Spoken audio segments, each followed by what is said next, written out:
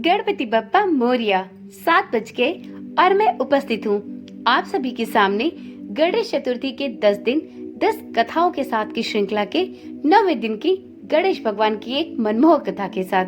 तो चलिए देर किस बात की, कथा को प्रारंभ करते हैं। ओम नमः शिवाय, जय श्री कृष्णा।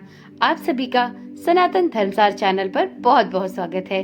मित्रों, जैसा कि आप सभी जानते हैं, भाद्रपद मास की चतुर्थी तिथि शुरू होने से लेकर समाप्त होने तक चंद्रमा का दर्शन नहीं करना चाहिए। यदि भूल से भी गणेश चतुर्थी के दिन चंद्रमा के दर्शन हो जाएं, तो व्यक्ति पर मिथ्या दोष लग जाता है और इस मिथ्या दोष से बचने के लिए कुछ विशेष मंत्रों का जाप करना होता है और साथ में एक कथा का श्रवण भी करना आवश्यक माना जाता है। तो चलिए आज की वीडियो में हम सुनेंगे स्यमंतक मणि की एक पौराणिक कथा। एक बार नंद किशोर ने सनत कुमारों से कहा कि चतुर्थी के चंद्रमा के दर्शन करने से श्री कृष्ण पर जो लांछन लगा था वह सिद्धि विनायक व्रत करने से ही दूर हुआ था। ऐसा सुनकर सनत कुमारों को बहुत आश्चर्य हुआ।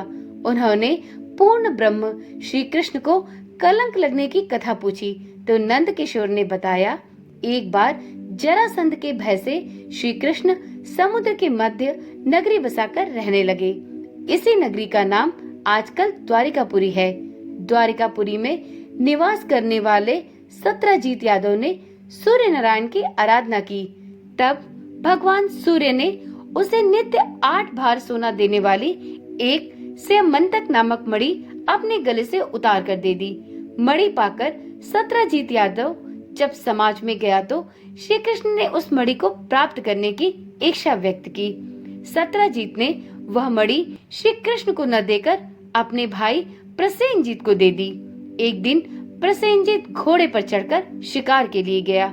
वहाँ एक शेर ने उसे मार डाला और उससे उसकी मणि भी छीन ली। रीछों का राजा जामवंत उस सिंह को मारकर मणि लेकर गुफा में चला गया। जब प्रसेनजीत कई दिनों तक शिकार से नहीं लौटा तो उसके भाई सत्रजीत को अपने भाई की बहुत चिंता हुई। उसने सोचा श्री कृष्ण ने ही मणि प्राप्त करने के लिए उसके भाई का वध कर दिया होगा। अतः बिना किसी प्रकार की जानकारी जुटाए उसने सभी जगह यह प्रचार कर दिया कि श्री कृष्ण ने मेरे भाई प्रसेनजीत को मारकर स्यमंतक मणि छीन ली है। इस लोक निंदा के निवारण के लिए श्री कृष्ण ने बहुत से लोगों के साथ प्रसेनजीत को ढूंढने का प्रयास किया, परंतु वह अनेकों वन में गए। वहाँ पर प्रसेनजीत को शेर द्वारा मार डालना और शेर को रीछ द्वारा मारने के चिन्ह उन्हें प्राप्त हो गए। रीछ के पैरों की खोज करते करते वे जामवंत की गुफा पर पहुँचे और गुफा के भीतर चले गए। वहाँ उन्होंने देखा कि जामवंत की पुत्री उस मणि से खेल रही है। श्री कृष्ण को देखते ही जामवंत युद्ध के लिए तैयार हो गया। युद्ध छिड़ गया। गुफा के बाहर श्री कृष्ण के साथियों ने उनकी 7 दिनों तक प्रतीक्षा की। फिर वे लोग उनके वध को जानकर पश्चाताप करते हुए द्वारकापुरी वापस लौट गए। इधर 21 दिन तक लगातार युद्ध करने पर भी जामवंत श्री कृष्ण को पराजित न कर सका। तब उसने सोचा, कहीं यह वही अवतार तो नहीं जिसके लिए मुझे रामचंद्र जी का वरदान मिला था। यह पुष्टि होने पर उसने अपनी कन्या का विवाह श्री कृष्ण भगवान के साथ कर दिया और मणि भी दहेज में उन्हें प्रदान की। श्री कृष्ण जब मणि लेकर वापस आए तो सत्रजीत अपने किए पर बहुत लज्जित हुआ। इस लज्जा से मुक्त होने के लिए उसने भी अपनी पुत्री का विवाह श्री कृष्ण के साथ करा दिया। कुछ समय के बाद श्री कृष्ण किसी काम से इंद्रप्रस्थ चले गए। तब अक्रूर तथा ऋतुवर्मा की राय से शतधन्वा यादव ने सत्रजीत को मारकर मणि अपने कब्जे में ले ली। सत्रजीत की मौत का समाचार जब श्री कृष्ण को मिला तो वे तत्काल द्वारिका पहुँचे। वे शतधन्वा को मारकर मणि छीनने को तैयार हो गए। इस कार्य में सहायता के लिए बलराम भी तैयार थे। यह जानकर शतधन्वा ने मणि अक्रूर को दे दी और स्वयं वहां से भाग निकला।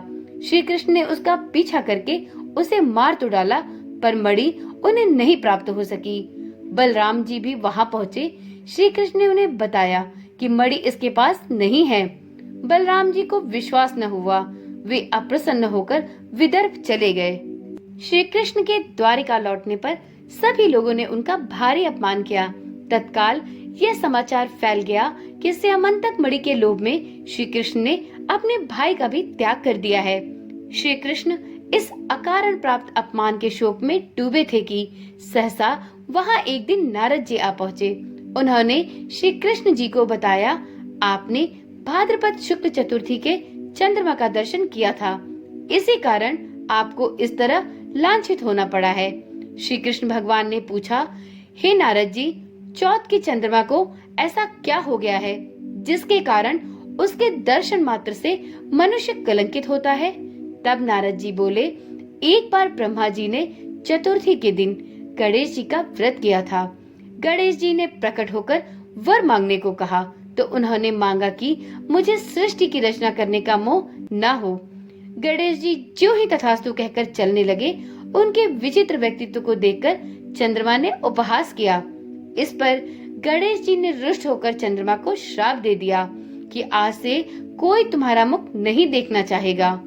श्राप देकर गणेश जी अपने लोक में वापस चले गए और चंद्रमा मानसरोवर की कुमुदनियों में जा छिपा।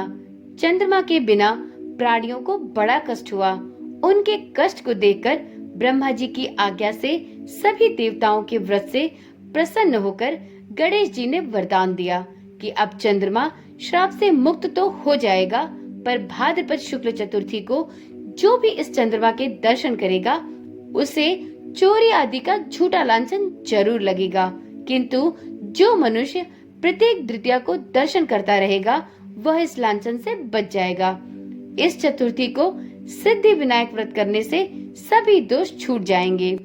यह सुनकर सभी देवता अपने अपने स्थान को चले गए। इस प्रकार भाद्रपद शुक्ल चतुर्थी को चंद्रमा का दर्शन करने से यह कलंक लगता है। तब श्री कृष्ण ने कलंक से मुक्त होने के लिए यही व्रत धारण किया।